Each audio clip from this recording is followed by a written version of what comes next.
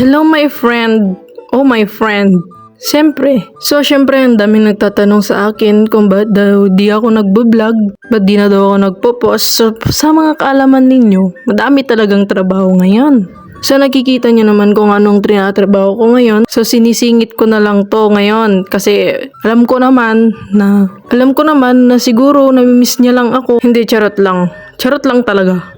Pagkatapos ng aking trabaho, syempre kumain na ako kasi yan talaga yung oras ko pag kumain ako, 9:00 ganun. At dahil trending ngayon yung sardinas na kinakain, syempre kumain na din ako sa harapan mo. Malay mo, i-bash mo ko. Hindi, syempre charot lang din. O diba walang ka-excitement tong vlog natin? Tsaka parang wala tayong topic, no? Wala lang, siguro namimiss lang ako ng mga kaibigan ko mag-vlog, kaya pinagbigyan ko na sila. Pero sa totoo lang, malungkot ako sa araw na yan kasi madaming nangyari sa buhay ko na hindi ko inakala. Pero bago ako natutulog sa gabi, mga guys, palagi akong nag-iisip. Isip ko kung ano ba yung gagawin ko kinabukasan o mga kabutihan. Hindi ko alam kung pati din kayo kapag gabi nag-iisip-isip kayo. Pero sa akin talaga palagi akong nag-iisip. Dahil sa palagi akong nag-iisip, panibagong araw, panibagong kabutihan na naman to. Makikita mo ako dyan na nagpre-prepare ng pagkain ng baboy. Oo, nasa bantay na naman ako, mga George. At dahil sa wala kaming schedule ngayon na trabaho, naisipan kong pumunta dito. At dahil dito na rin lang naman ako nagiging masaya, ay samahan nyo na lang ako. At dahil sa sobrang tuwa ko, tinanggal ko pati tsinelas ko, ayan tuloy. Sinaktan na naman ako. So ayan, wag yung halalahanin yon. Ayos lang yon, malayo daw sa bituka yon. Siyempre nakikita nyo ako, bumalik ako, yan, ganyan, scripted. Bakit nasaan yung videographer mo? Nandun, nagbakasyon. Ay, ala, may wallet siya. Wow, may pera ba yan? Nakikita niyo naman kagabi, wala akong mood, wala akong kasaya-saya sa buhay ko. Kasi wala tayong pera. Paano ka magiging masaya pag wala kang pera, di ba? O baka sabihin mo, mukha akong pera. O nagjo-joke lang ako. Pero sa totoo lang, wala na talaga. At dahil nandito rin lang naman tayo, sinubukan kong tignan kung nasan yung mga kalamansi na tinanim ko, syempre. Dahil sa tag-ulan na, hindi kami nakakapag-spray na maayos. So ayan, damo na yung tumubo, hindi na mais. So syempre, naggulo.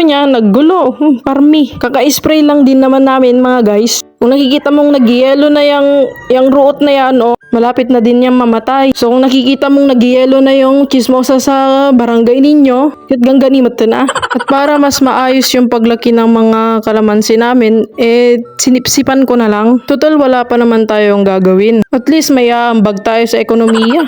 Pero sa totoo lang, sobrang nalulungkot lang talaga akong kasi nung nakarang araw, nawalan ako ng 1,000. So niyaya kami ng pinsan ko na mag-attend daw ng graduation and birthday celebration. So nung time na yan, busy ako. Siyempre iniwan ko yung wallet ko, tas pagbalik ko, aalis na kami, wala nang pera. Ba't ko isasali sa Facebook o social media yung problema ko? Nako, ito yung isang halimbawa talaga, na kahit pamilya mo, huwag mong ibigay yung buong tiwala mo sa kanila. Pero hindi naman sa lahat ng pamilya ay may ganitong sitwasyon. Siyempre, ang sa akin lang, nakakalungkot lang isipin na sa loob pa ng bahay ng lola ko. At yung bahay na yon, dun ka lumaki, dun ka nagkaisip, gano'n. So nakakapanghinayang lang talaga na dun pa talaga ako maloloko. Ayos lang sana yung 1,000 na nawala. Kasi pwede mo pang paghirapan yan, pagtrabahuhan yan. Pero yung tiwala lang talaga yung nawala. Hindi na maibabalik ng 1,000 yan. Kahit pa 1,000,000 talaga yung ibigay mo sa isang tao kung wala na siyang tiwala sa'yo, hindi mo mababago yun. So kung ikaw sinasamantala ka, o sabihin mo, I need this space. Wait lang, hindi ko na kaya. Ganun lang yun. Papaisip lang talaga ako. Kasi wala naman akong ginawang masama sa kanila. Pero hindi ko naman sila nilalahat. Meron pa naman yung mga mabubuti. Meron talaga yung mga mapagsamantala. Kinagabihan nga ng time na yon, niyaya ako ng pinsan kong pumunta sa Binibining Lasam. Niyaya niya akong manood dito sa Lasam Arena. So nung time na yon, umuulan pa.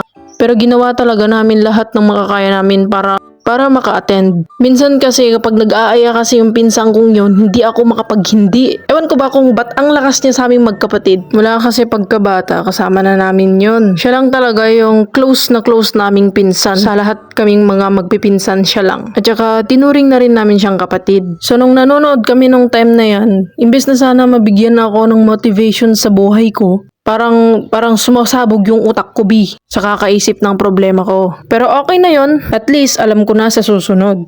So ayan, nagkikita nyo, tapos na ako. O diba, sa kakakwento ko, natapos na yung trabaho ko. Di ko alam kung magpapanibagong bunga ba yung ganyan na yan yung magmumulaklak ulit, papanibagong bulaklak.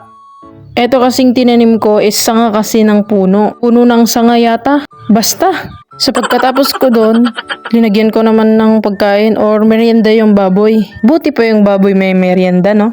Tayo patubig-tubig lang. So hindi ko na nga pinakita sa inyo. Lininisan ko na nga pala tong mga talong namin. At dahil napasilip ako kanina dito, ang dami na palang ding damo. At total, nandito rin naman ako. Basta dadtan ako. At dahil hindi nawawala dyan yung reward mo pagka may ginawa kang kabutihan. So syempre mag-harvest ako kasi nakita ko may bunga na siya. Oh, gulat kayo no, nandyan pa yung mga talong namin no. Ang tagal mawala yung talong na yan. 2 taon na yata yan. So, nandito na, binaba ko na yung uulamin naming mamayang gabi. O, diba? Ang dami. So, ayun lang. Maraming salamat sa panonood. Goodbye!